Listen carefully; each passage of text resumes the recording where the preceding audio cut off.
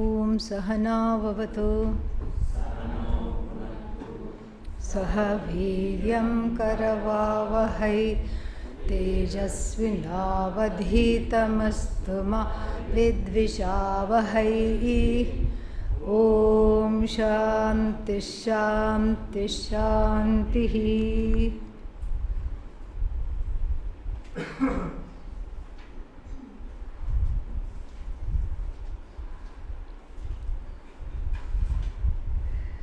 Sada sarvagatopyatma na sarvatra vabhasate buddha veva vabhaseta svacheshu pratibimbavat. So now we have a problem. What is the problem? You go inside one kosha, then another kosha, another kosha, another kosha, another kosha, another kosha. At the end you find Atma, innermost, like those Russian dolls. You open the doll, what's inside? Another doll. You open that doll, another doll, another doll. After 5 dolls, the 6th doll is so tiny it cannot be opened at all. That is the Atma. One can go away with a myriad of wrong impressions and wrong notions. What are the wrong impressions and notions? Atma is somewhere deep down. I have to delve within and get something out, and it is somewhere hiding. That is a wrong notion. What is the truth of everything? The truth is that it is neither out nor in. That's the truth. First truth is it's neither out nor in. That means what? The words in and out have to do with the demarcator of space. The demarcator being what? Space. So from the standpoint of space, from the standpoint of the physical body, you can say something is in, something is out. From the standpoint of space, you cannot say. From the standpoint of spot, you can say what? Something is, space is in the pot, space is outside the pot. So this is upadhi vashad alone. It is only because of upadhi. Take away the upadhi cognitively. Okay, I don't want anybody having an out of body experience. Take away the upadhi cognitively, and what do you get? No outside, no inside. It's all Atma. So because the Panchakosha and the Shariratraya rely on this outside inside business, because it is based on upadhi, now the author wants to make it very clear this has nothing to do with the upadhi at all. Atma is where? Everywhere. There is nowhere the Atma is not. And so this one says that with a small example. What is that? Sada sarvagataha Atma. Atma is sada. Sada means one time. No, always. Sada sarvagataha. Always, all pervasive this Atma is. So where is it? It is everywhere. Whatever you pick up, that is Atma, non-separate from Atma. That's what the problem Hiranyakashipu had. Hiranyakashipu could not believe. Asura could not believe. Because he was an Asura, he could not believe Bhagavan is everywhere. So he took his small son and challenged him. What do you mean Bhagavan is everywhere? He is everywhere, inside, outside. He is in the house. Yes, he is in the house. Is he outside the house? Yes, he is outside the house. In the house means where? Everywhere. What do you mean everywhere? Is he in this pillar? Palaces and all, the richer the house, the more the pillars, okay? And so, is he in this pillar? Of course he is in this pillar. Hiranyakashipu kicked the pillar, and out came something that kicked him, okay? And like this, there is a story to show that in the, what's its name? Yeah, there was some karaoke effect. So, in the Brihadaranyaka Upanishad also, Yasakshat aparokshad atma saha sarvagataha, Upanishad Bhakya. That which is Atma is Sakshat, is directly experienced. You don't have to experience the Atma. It is the one because of which you experience any one thing. It is Anubhuti Swarupa. It is always experienced, never absent. Sakshat Aparokshat. Aparokshat means it is not Paroksha. It is not far away, and you can't say it is near because it is you. And this Atma, which as it were is recognized in the body mind sense complex, is actually everywhere. And here he makes a very important point. There is one api. Sada sarvagataha api. Api means here not also, although. Sada sarvagataha api. Although the Atma is ever all pervasive, what happens to it? Na sarvatra avabhasate. It is not obtained everywhere. Obtained here means recognized everywhere. Avabhasate shines. Shines means recognizable. It is everywhere, but it is not recognized. Why? Sukshma Sharira Abhavat. Because of there being no Sukshma Sharira. The Sukshma Sharira is, when it is there, the Atma has a place to shine and be recognized. Sukshma Sharira not there, the Atma just is still in a rock, moves in a lake, and then blows with the wind, but you can't see it. Only in the Buddhi, it has its full shine, like even the full moon. In the Buddhi, Buddha Veva, what kind of Sandhi is there?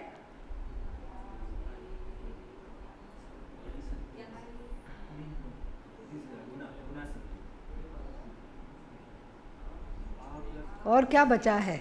या 2, 3, हाँ, finally अयाव संधि बुद्धौ eva, buddhaveva. Okay? Buddhau eva. In the Buddhi alone. Although the Atma is everywhere, I can't recognize the Atma in a rock. I can't recognize the Atma in the tree. I cannot recognize the Atma in the water, air. But where can I recognize it? In the Buddhi. Why? Because there needs to be an appropriate medium for the recognition of the Atma, which is what? Sukshma Sharira. Buddhi is part of the Sukshma Sharira. Sukshma Sharira means even the Indriyas are Sukshma Sharira, but it is Indriya Agochara. It is not, we already know, it depends on a Pramana. And where does the Pramana work? The Pramana doesn't work at the level of the Indriyas. The Pramana works where? Buddhi. So the Buddhi becomes an appropriate place for the Atma to shine, just like a mirror is an appropriate place to see your reflection. Why? This Chit in the Buddhi becomes Chidabhasa. The Buddhi shines in the borrowed light of the Atma, like the crow shining as a peacock after borrowing a few peacock feathers. It saw the peacocks dancing and then it also said, ooh. And very soon what happened? Feathers fell off. Crow is crow. Kakah, kakah. So, na mayuraha cannot be the peacock. What is crow? Crow is crow.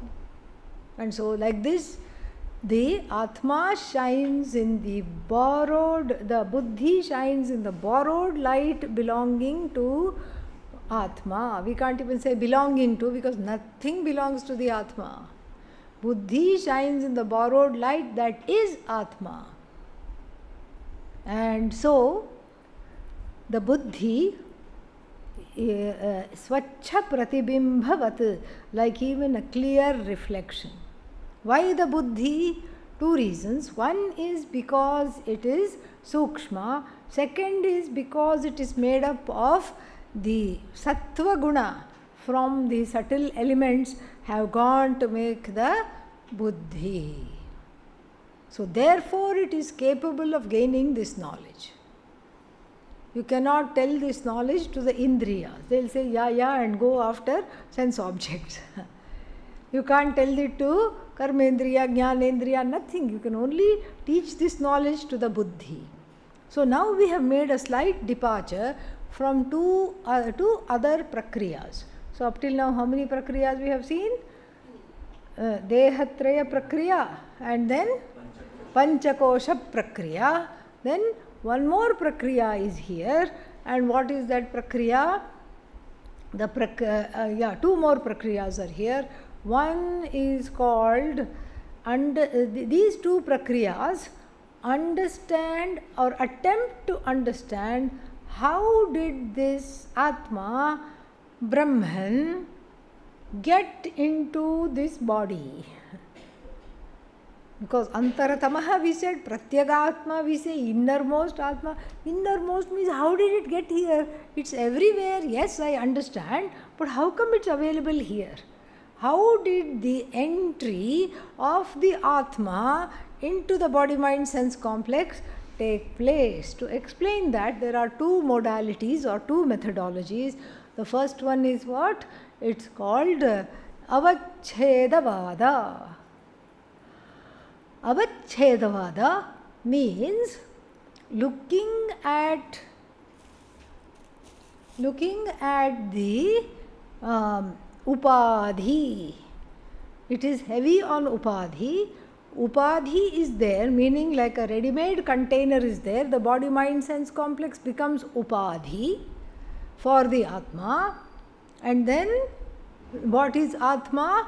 As though upahita.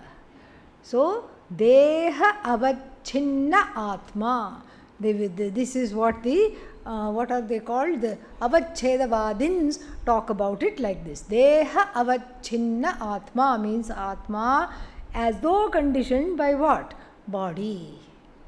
Manasa avachinna Atma.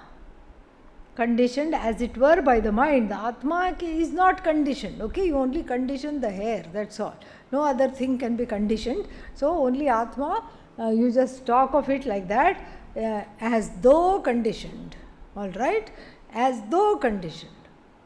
So the Atma, the Deha becomes as though a agent that holds, as it were, the Atma. The Buddhi becomes an agent that allows the Atma to shine, etc.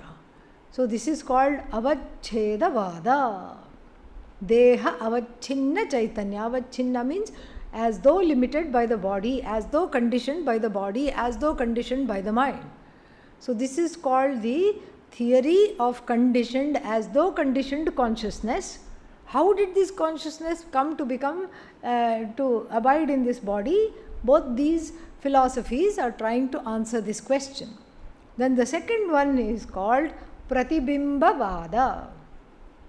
Pratibimbavada says that the Buddhi, being of a nature of very subtle, it can absorb the shine of the Chit consciousness, and that's why it's called Chidabhasa, reflection of the consciousness in the Buddhi. This is called Pratibimbavada, the theory of as though reflected consciousness. Please remember, consciousness is neither conditioned nor reflected. These are just pathetic, I would add, attempts to understand how the Atma is in this body. How did it get here? So, Pratibimbavada, what does it say? Pratibimbavada says that, okay, now you have the face. This is an example. You have the face. And then what do you have? What else do you need for reflection? Mirror. So, two things are there. You have mirror, you have face, and then you have what? Reflection. So, the reflection is other than the face, correct? Yeah, it's not connected to the face at all. So, if you are hungry, you don't feed the reflection. You don't feed the reflection. Who do you feed? Your mouth. You don't feed the reflected mouth. And supposing the reflecting medium has got some dirt on it, where because of which the reflection appears to be streaked. Let's say there are some streaks here, where? On the reflection. And you don't go like this because it belongs to who? The reflecting medium. And so the classic, if this much is understood, we can go further. The classic example is many pots of water under the sun. In each one is there, if there are 20 pots of water, is there 1/20th of the sun in each one? No. Whole sun is there. Pratibimbita Chaitanya. Whole sun is there. And then supposing there is a muddy, sludgy pot of water, what is the reflection like? Dull. A clear pot of water, what is the reflection like? Bright. Bright reflection, dull reflection, all that depends upon the medium of reflection. Now both these theories, the theory of as though conditioned consciousness and the theory of what's the other one? As though reflected consciousness, both have severe problems. Why do they have severe problems? They have severe problems because we are trying to understand something that is beyond the mind and frankly doesn't even exist. Because why do you need to explain how the Atma got into the body-mind-sense complex? Because if you ask the Atma will say, I am not in anything, I am not out of anything. Nacha matsthani bhutani. I am not in anything. And so therefore, both of these have tremendous problems, but they are useful aids to understand that. So either you can say that the Atma, Upadhistha Atma, Upadhi Avachinna Atma, the Atma as though conditioned by the finitude of the Upadhi, the finitude of the Upadhi gets mislaid upon the Atma. So then what does the person say? I am this many feet tall, I have only this much strength, I am only here and not there. Parichinnata is there everywhere. So that's how the Atma became a quote-unquote samsari, ajnani in the first example. How did the Atma become a samsari in the next example? The answer of course is Atma can never become samsari, but we are just going along with this philosophy. In the second example, this Chaitanya, which is free of all kalmasha, all pain, all sorrow, it is free. And since the buddhi is a fine instrument, a subtle instrument, and already capable of taking the shine of the Atma, the Atma's knowledge and existence shines in the buddhi like even the sun shines in a pot of clear water. But here again we are stuck with a reflecting medium. What to do with a pot? Is the pot belonging to the same order of reality as the original sun and the reflected sun? If that is the case, then we don't have anywhere to go. It's a problem if that's the case. So then we have to see that this is just a attempt to explain this. So now having talked about Avachedavada, here he is coming towards talking about Parichinna Vada, or what is that? Pratibimba Vada. So Buddhau avabhaseta, in the buddhi it shines how? Swachheshu pratibimbavat, on a shiny surface, the reflection. Further, Dehendriya mano buddhihi Prakritibhyo vilakshanam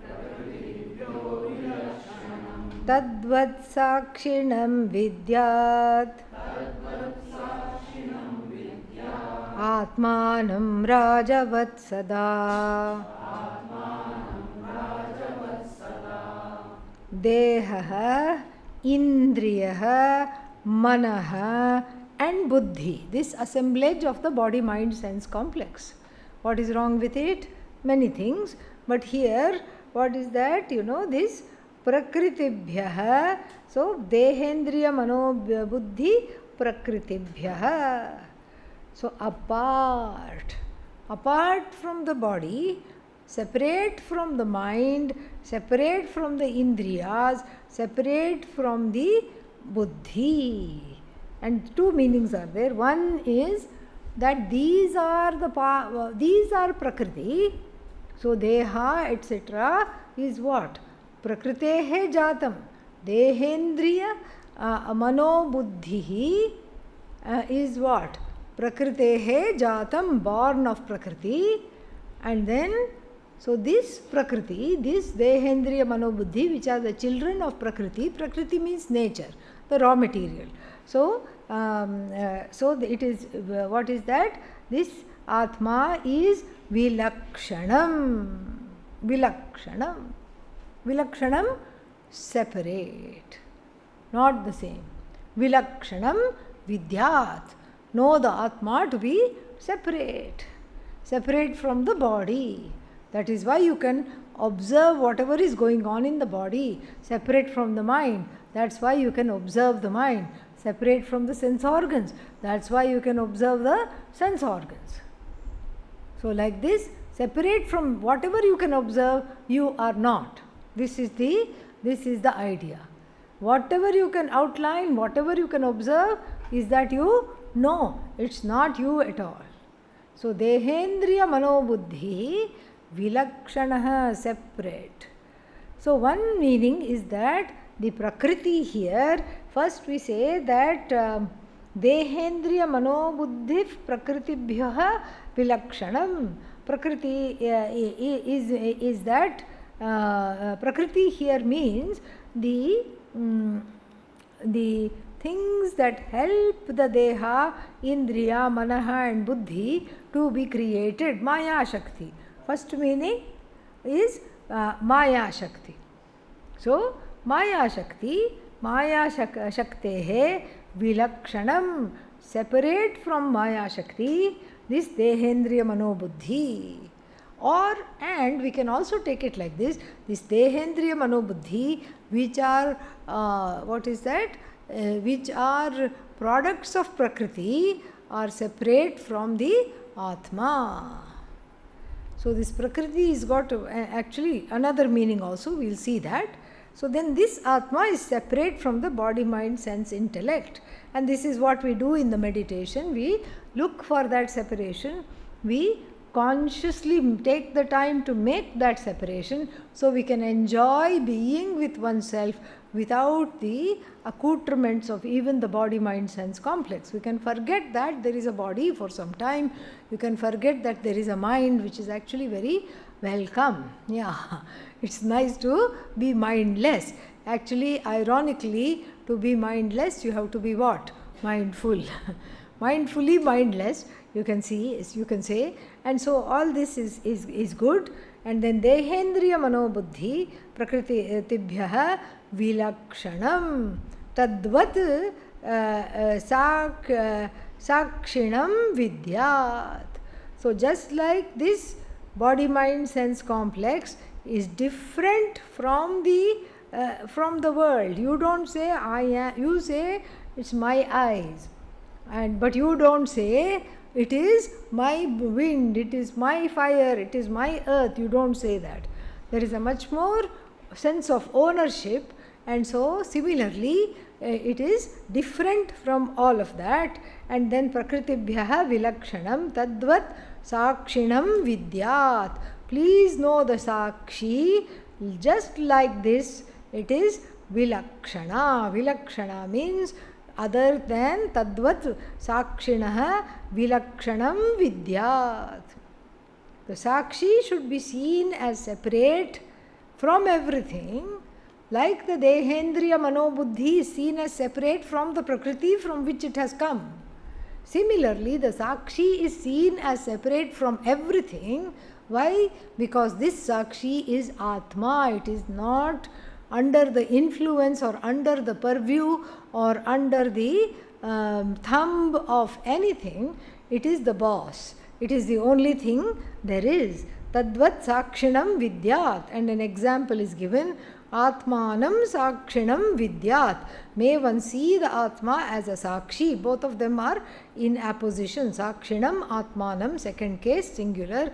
Atmanam sakshinam vidyat. Rajavat sada. Rajavat means like a king. King doesn't do anything. King does not even tell people to do anything. They know what to do, but they haven't done it. Okay? And so what does the king do? Once in a while, once a month, goes around with all the accoutrements. Big golden umbrella with velvet, everything. Things hanging from the umbrella. And then nowadays we have motorcade. Before it was peoplecade. 10-15 people in the beginning, 10-15 people in the back, and then people to surround him, to protect him. The king would go, and then before that there would be a town crier, Raja Dhiraj, Maharaj is coming. Everybody please get up, stand up, be on your best behavior. Raja is coming, because the Raja should not be insulted. That's why. India used to have all the Rajas. Now, no Raja. Sad Rajas are there. Some sad Rajas who have given up half the palace for 5-star hotels or 3-star hotels and living in the other wing of the palace, and then they go to some small local functions, ribbon cutting for the local library, and then some children's school, some annual day, some temple inauguration, or something like that. So, speaking of ribbon cutting at the local library, in Tanjavur there was a very good, big library, still there, and that was, most of it was destroyed during the time of Aurangzeb, one cruel king. And then it was all restored and digitalized, many of the things, after looking in other libraries.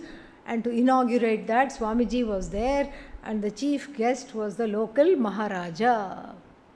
And everybody was waiting. He can't come before everybody. When does the VIP come? Last. The more important you are, the later you have to go. Okay? That's a fashion statement. You make everybody wait and show your importance and then go last. So everybody was looking, maybe one car or a foreign car or Indian car, something will come. Squeak, squeak, squeak, squeak, squeak, squeak, squeak, squeak. One little cycle rickshaw came. And one very ordinary looking person, no umbrella, no fanfare, no motorcade, nothing, no peoplecade, got down along with his lackey, and the lackey said, in a very soft voice, Maharaj has come. So Swamiji said that was very disappointing, because Maharaja means you want a little bit of pomp. No pomp here. But the point is this. The point is not the pomp. The point is that when the Raja goes through a certain section of the town, what happens? Everybody starts to stand up straight.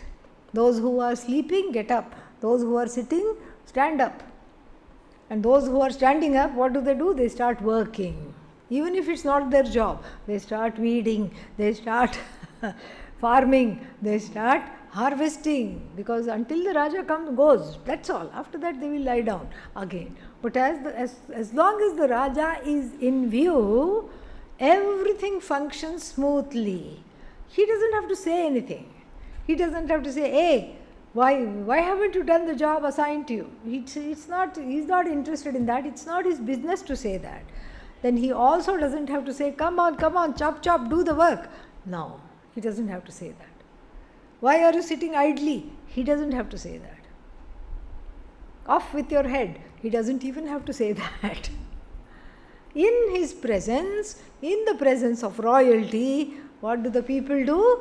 Very quickly, very fully, do the jobs. Do whatever they are supposed to do.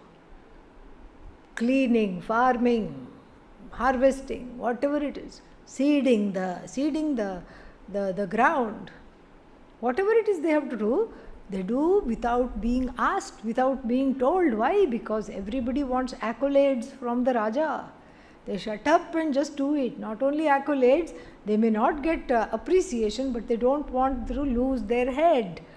And so they keep doing everything as planned. So too Atma, which is everywhere, which hasn't become any one thing, but which is quote unquote in all things, in the presence of that Atma, things happen. Bhishasmadvatah pavate bhishodeti suryah bhishasmadagnischendrascha mrityurdhavati panchama iti.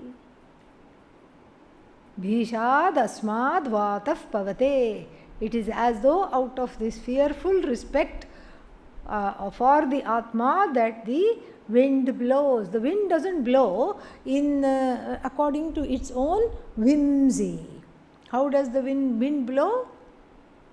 The wind blow is in accordance to Ishvara's order. Pun intended. Ishvara's order and Ishvara giving an order. Go there. Scare a few people. Okay, come back. The wind is not an independent agent. The wind is under Ishvaratvam. It's included in Ishvaratvam. The wind responds to the order. The wind is a manifestation of Ishvara's order. Bhishaha ude bhishat udeti suryah. It's as though the sun also rises on time. Even the rooster may stop crowing, may forget. One day it oversleeps, let's say, and it doesn't crow in the morning. But then the sun will not stop moving and shining. The sun is not moving, we know, but just for the sake of the example, it is seen to shine, so it does not seem to be rising, setting. That never happens. So bhishasmad vatapavate bhishodeti suryah bhishad asmad agnischa indrascha. Indra, who is Indra? Big guy, king of heaven. What does he do? He tyrannizes everybody. He is the boss. If you want to go to heaven, you have to just, please come on. Little while. Let me at least do a quick selfie and a tour. That's all I want. I know I don't have enough punya to live there. Just a quick tour. So you have to be on his nice side. And so he too is not the boss. He you think is the boss. Who you think is the boss, he is not the boss. There is the boss of the boss. Bada boss is there. Atma, in the presence of whom Indra does his job. Agni does its job. Whether you are lighting the Agni in a gas stove, it does its job. Or whether you are striking two kindlings together and starting a fire, it does its job. And then finally, these four are doing their job. And then finally, last one, Mrityuhu Dhavati. Others are just doing their job. Mrityu, which everyone dhavati, everyone runs away from Mrityu. Mrityu runs in response to this command. It's not really a command, it's an order. Mrityu respects this order. Also, dhavati means leapfrogs from here to there to here to there. Dhavati means it should be taken as without anirdharena dhavati, without any kind of a certain sense of direction. You don't know if it's going forward or back or here or there, like a frog, very unpredictable. You try to catch it, it has already gone over there. And so like that, Mrityu leapfrogs everywhere. Why? Why do we say that? He doesn't go according to the age. All the 98-year-olds, Savdhan, warning, I'm coming for you. Then after that what? 97, 96. Is that how death takes place? No. 98, 2, 10, 25, 68, 99, 42, like this. It just jumps from jiva to jiva, and all of them obey, meaning go in accordance with the law of Ishvara. And what does Ishvara do? Nothing. Nothing at all. Just by the consciousness, Ishvara's mere presence, everything gets done. Nothing has to be done. Okay? And so too here, just by the presence of this Atma, everything within the body is done. The food you eat somehow, even though you are eating things you should not be eating, still what happens to the food? Gets digested. Somehow gets digested.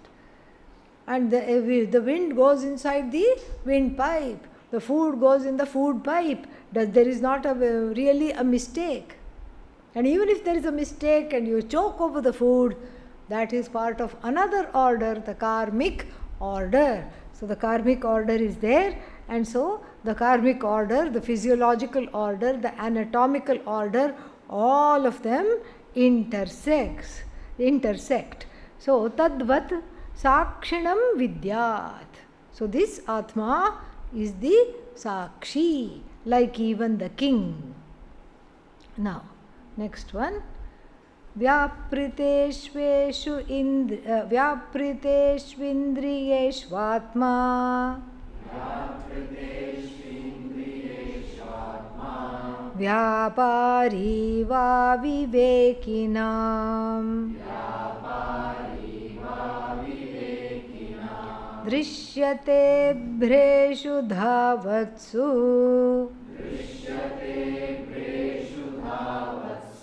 Dhavanniva yatha shashi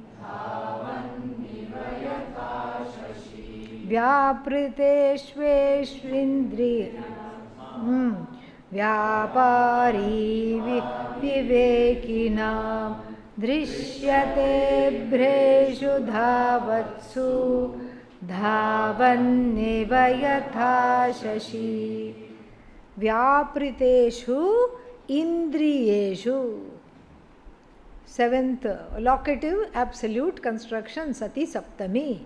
Vyapriteshu Indriyeshu. When the Indriyas are engaged in what? Action. When the Indriyas are engaged in action, Vyapara means action, transaction. That's a better translation. When the Indriyas are engaged in transaction, and the vyapriteshu indriyeshu, then what happens? Atma vyapari iva avivekinam bhasate. Avivekinam vyapari iva bhasate. Vyapriteshu indriyeshu. So when the indriyas, and here it doesn't specify which indriya, it's not telling. So that means what? All the indriyas, karmendriya. So when somebody is holding on to something, somebody is doing something, somebody is writing something, somebody is reading something, whether it's the sense organs or the organs of action, the Atma joins, again within quotes, all of them.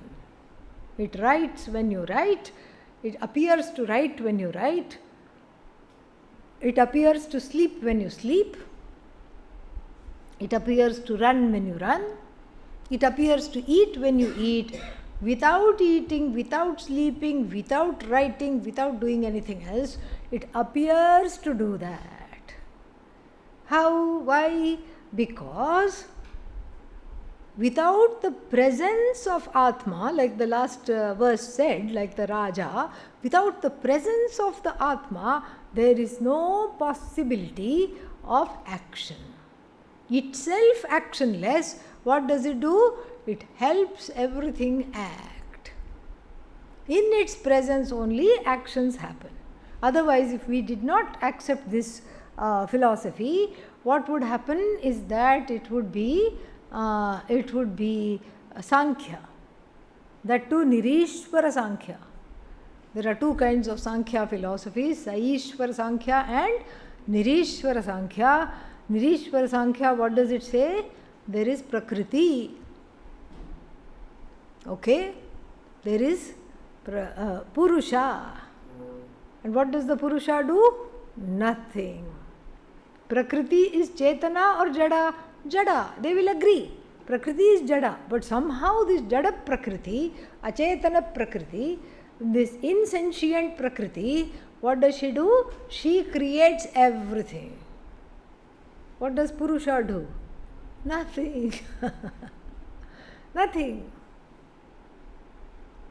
Once Swami Paramarthananji was explaining this some verse just like this. I don't know if it was this one. Might have been some other place explaining Sankhya Yoga. And he said, just like in the home, the man comes from work in India and then what does he do? Sits in front of TV with the legs up, waiting for the food to come. The woman comes home from work, what does she do? Rushes, cleans, cooks and eats and serves the person. So this is like the Purusha Prakriti, even in the everyday life he used to joke. But here the word Purusha doesn't mean man, it means Atma Tattva according to the Sankhyas. So this, in the Sankhya philosophy, Prakriti acts even though she is not sentient. How is an insentient thing capable of action? For action there should be free will. Is there not? Yeah. So if it's insentient, there is no free will. So supposing there is a landslide and the rocks from the mountain start coming down. Are they doing it on purpose? No, they don't even know what they are doing. Why? There is no buddhi. There is no buddhi is the receptacle, a place where the free will is recognized. There is no buddhi, there is no sukshma sharira, and so I don't know how they say that Prakriti is the one doing everything. Prakriti cannot do anything. Nothing at all the Prakriti does. And so Prakriti has to be, has to have Chetana, and that Chetana, that Chaitanya is supplied by Purusha, Atma, according to our philosophy. Thank God, at least it makes sense. You can buy something which is beyond logic, but you cannot swallow something which is against logic. That is wrong. And that's why Adi Shankara also says, even if there are 1,000 Shrutis that say what? Fire is cool to touch. Do not believe them, use your common sense.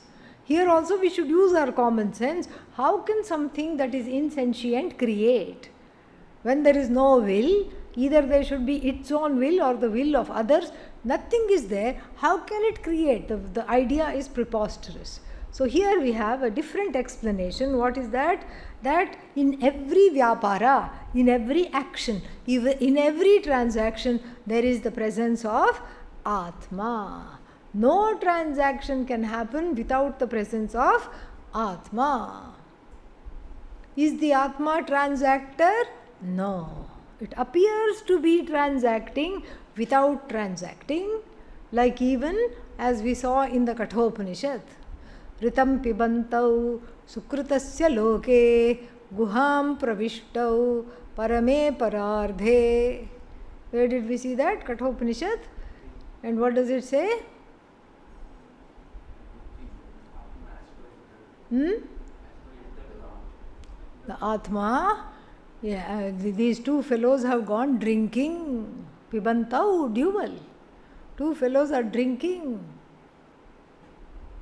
Guham nihitau. Oh my God, they have entered a cave. Doesn't look good. Something terrible they must be doing. They are drinking. They have as though entered a cave.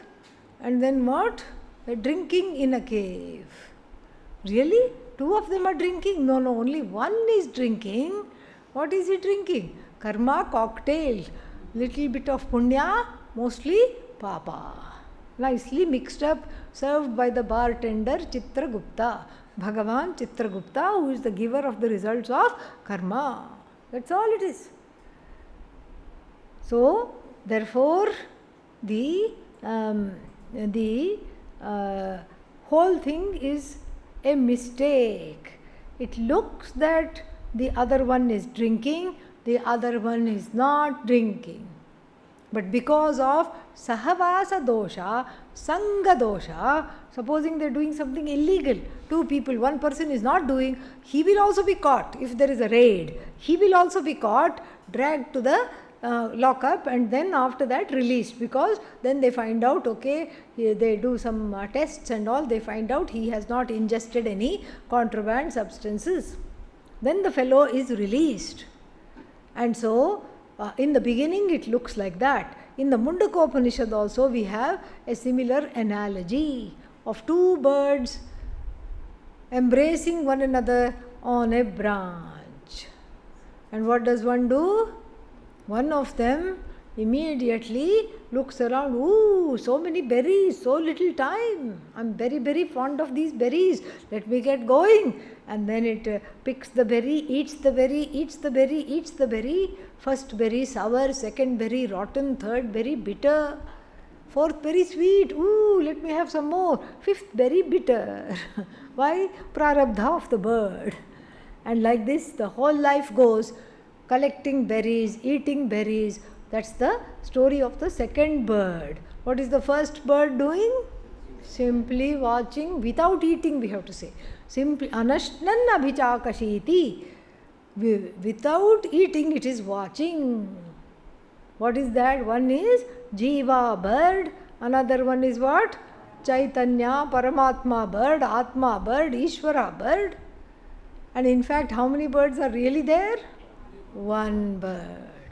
But because of the problem in my perception, thanks to the prasada of Atmajnanam, what do I see? Two birds, two drinkers. And here also I see some other superimpositions upon the where the transaction of the body-mind-sense complex is adhyasta. Adhyasta means mistakenly placed over the Atma. So, vyapriteshu indriyeshu Atma vyapari iva. Vyapari iva vartate. We have to add vartate. Appears, avabhasate, vyapari iva avabhasate. It shines, it appears as what? Vyapari. The Atma is a businessman. So, the Atma is transacting all this. Atma is doing. And the person also doesn't help. The person also keeps saying, I am doing, I am the doer, I am the doer, I am doing, I am the agent of this. Only good things. Who did this? Me. Several people will raise their hands. It's a rotten job. No, it was him, it was her.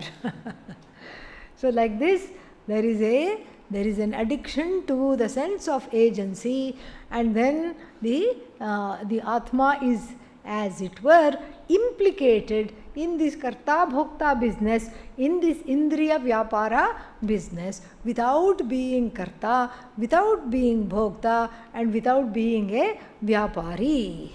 And a beautiful example is given, drishyate abhreshu dhavatsu. Another Sati Saptami. Abhreshu dhavatsu. Abhra means what? Clouds. Dhavat, dhavan. This is a present continuous. So, when the clouds are running, the clouds are moving fast over the night landscape. Behind the clouds is what? Somebody said sun. Okay, please, wake up. So, what is behind the clouds? Moon. When the clouds in front of the moon are running because of the wind blowing, what do we see? The moon is running. And we say, look, oh, the moon is running. Moon is stationary. Moon is not implicated at all in the activity of the clouds. In fact, the moon is so far away, the clouds are right here. But still, what do? I say the moon is running. Very nice example. Abhreshu dhavatsu. What happens? Shashi dhavan iva vartate avabhasate. Dhavan iva. As though it is running, it shines as though it is running. It's not really running. It just shines as though it is running. And then What is the, so therefore, dhavanniva yatha shashi.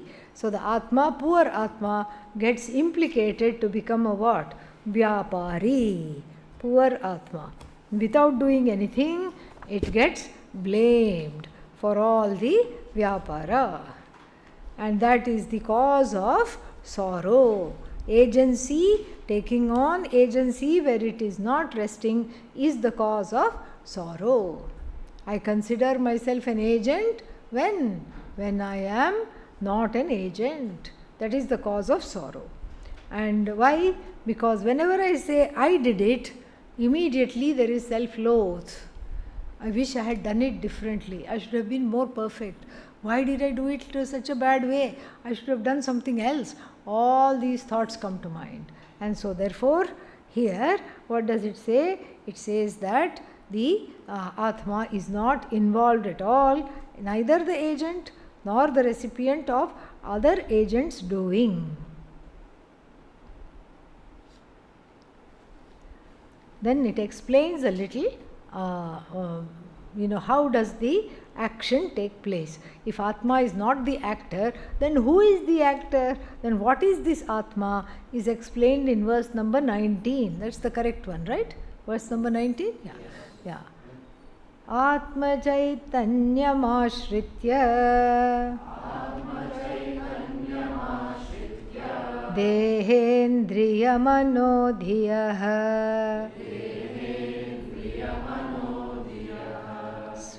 स्वक्रियार्थेषु वर्तन्ते सूर्यालोकं यथा जनाः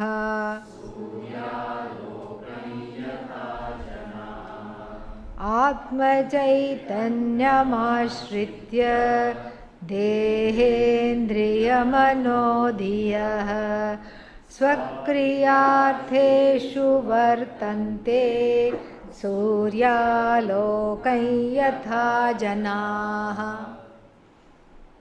Atma-chaitanyam ashritya, taking refuge in the sentience, borrowing the sentience.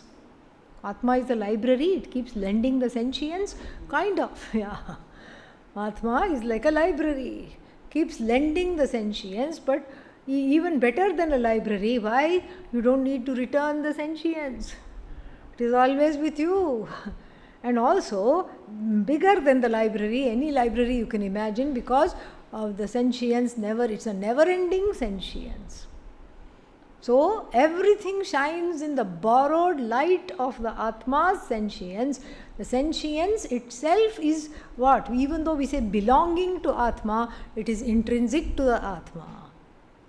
Atma is sentience. We can't even say belonging to Atma. No, Atma itself is sentience. Sat Chit. And why is the sentience talked about? Atma Chaitanyam Ashritya. Because now what do we have? Sat we have, Chit we have, and Ananda we have. But why only Chit is highlighted? Because, because we are talking of the Buddhi. We are talking of activity. Activity means there is a Buddhi. And the Sat is already there in everything. Ananda is there in everything. The Chit only differs. The expression of the Chit differs from one thing to another thing. The expression of the Chit alone differs, and so therefore this verse is very important, because the Chit belongs to what? Sukshma Sharira. The Chit can shine only in Sukshma Sharira. So the things in the world which do not have Sukshma Sharira is what? Cannot be said to be Chaitanya. Cannot be said to be have Chaitana. What are they? Jada. They may be Jada. The Sat is there. Chit is also there. Chit doesn't shine. Chit does not advertise itself. Chit is very much there, Sat is there, Ananda is there, but in all the things without this reflecting medium called Buddhi, the Sat and the Chit and the Ananda are what? Latent. In the Jiva, it is blatant, not latent. Up, completely up and out. And so, this Sat, Chit, Ananda, so the Chit is highlighted because the rock is not studying this text. If the rock is studying the text, we could highlight Sat. Okay? But what is highlighted here is Chit. Why? Because that Chit alone makes the Mahavakya possible. Satyam Jnanam Anantam Brahma. Satyam Jnanam Anantam Brahma. So then, Satyam, existence, Jnanam, sentience, and then Anantam, non-endingness, limitlessness. Out of that, where is this commonality? With this Brahman is Satyam Jnanam Anantam. And why is it a Mahavakya? Because of the word Jnanam. Jnanam, that Chit, which is myself alone. Of course, Sat and Ananda are common to everything. Chit alone, the Vyakrita Chit, the Chit that is able to express itself in the Sukshma Sharira, there itself the Mahavakya culminates. There itself I recognize myself as the truth of everything. So everything shines as Sat Chit, but then what is the difference? The Chit is the indicator. The Chit, the self-evident I is the Chit. Don't look for Chit anywhere else. The Chit is what answered the question, are you here? What will you say? Yes, I am here. So therefore, this Chit alone, the presence of this Chit alone makes the knowledge possible, makes ignorance also possible, and then the ignorance can be banished because of the buddhi, because the buddhi is capable of attracting this knowledge, assimilating this knowledge, and so therefore Atma Chaitanyam Ashritya Dehendriya Manodhiyah. So all these Deha, Indriya, Manaha, Buddhi, etc. What happens? What do they do? Swakaryeshu Vartante. They keep transacting business in their own spheres. Karyeshu, whatever they have to do, they do. The Deha, what does it do? Lie down, because that's what it's best at doing. Okay? Manaha, what does it do? Complain, because that's its forte. Indriyas, what do? They look around. What's over there? What's happening here? Where? What? This is what they do. So, Svakaryeshu Vartante. They are doing their own jobs. They are doing their Swadharma. So, they are doing their Swadharma. They are doing that Svakarya. How? By coming under the umbrella of the Atma Chaitanyam, by borrowing the Atma Chaitanyam. In the presence of Atma Chaitanyam, all these jada things, Deha is jada, Manaha is jada, Indriyas are jada, all these jada objects are what? As though shining. They develop a shine and they borrow the sentience of the Atma. Like in the rural areas, people steal the electricity belonging to the neighbor. Very easy. You just, if you know some basics, you can siphon them off. Suddenly these people are getting big bills. They don't know why until they do it. Somebody told me this, that their house electricity, they thought let's have an exotic life and then we will have a farmhouse in the rural area. So they built this magnificent farmhouse and very nice, wonderful. And then they don't go stay there. They go in the weekends. They go once, or sometimes 15 days sometimes they go. And then they were getting huge bills. Nobody is there. How can there be? There should just be a minimum bill. But it's keeping on increasing. 5 households, they were helping without knowing. 5 households had found out which wire and then to tap into and siphon off the electricity and run all their lights and fans and everything. And so similarly, Atma is like the farmhouse, the electricity in the farmhouse. All the Deha, Indriya, everything are what? Siphoning off the Chaitanyam and borrowing this Chaitanyam. What do they say? Oh, look how well lit I am. I am amazing. I am wonderful. So like this, all of them function because of that single source of sentiency alone. That is how everything happens. Okay, more we'll see tomorrow. Om Purnamadav Purnamidam Purnat Purnamudachyate Purnasya Purnamadaya Purnamevavashishyate. Om Shanti Shanti Shanti. Harihi Om Shri Guru